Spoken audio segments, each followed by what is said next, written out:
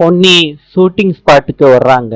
அங்க உள்ளவங்க கிட்ட கேக்குறாங்க, உங்க ஷூட்டிங்ல ஆக்ட் பண்ற ஜூனியர் ஆர்டிஸ்ட நான் பார்க்கணும்னு பொன்னி கேக்குறாங்க.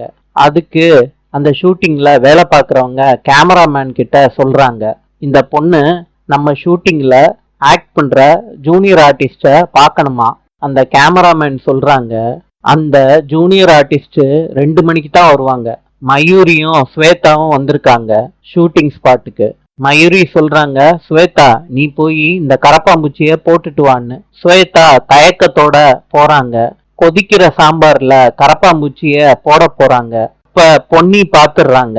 கட்டைய தூக்கி ஸ்வேதாவோட கைய தட்டி விடுறாங்க. கரப்பாம்பூச்சி கீழே விழுகுது. பொன்னி கேக்குறாங்க, என்ன தைரியம் இருந்தா சாப்பிடுற சாப்பாட்டுல கரப்பாம்பூச்சிய போடுவீங்க நீங்க. ஸ்வேதா சொல்றாங்க, நாங்க எதுவுமே பண்ணலையே, எதுக்கு பொய்யா சொல்றீங்க அப்படின்னு சொல்றாங்க. பொன்னி கடுப்பாயி ஸ்வேதாவை அடிக்கிறாங்க கன்னத்துல. பொன்னி சொல்றாங்க, எனக்கு சந்தேகமா இருக்கு, இந்த ஸ்வேதாவோட பேக செக் பண்ணி பாருங்கன்னு ஸ்வேதாவோட பேக கலட்டி அவங்க டிஃபன் பாக்ஸ பாக்குறாங்க. கரப்பாம்பூச்சி இருக்கு. அப்ப அந்த ஷூட்டிங் ஸ்பாட்ல உள்ள மேனேஜர் பார்த்துட்டு சொல்றாரு, கண்மணி உன்னோட சமையல் ஆர்டரை இந்த பொண்ணு தான் காப்பாத்திருக்கு. கண்மணி சொல்றாங்க, இந்த உதவிய என்னோட வாழ்நாள் முழுவதும் நான் மறக்கவே மாட்டேன் பொன்னி.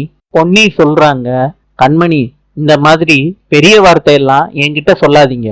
சக்தி இன்ட்ரடியூஸ் பண்ணி வைக்கிறாரு அன்பு கிட்ட, இவதான் என்னோட ஒய்ஃபு பொன்னி.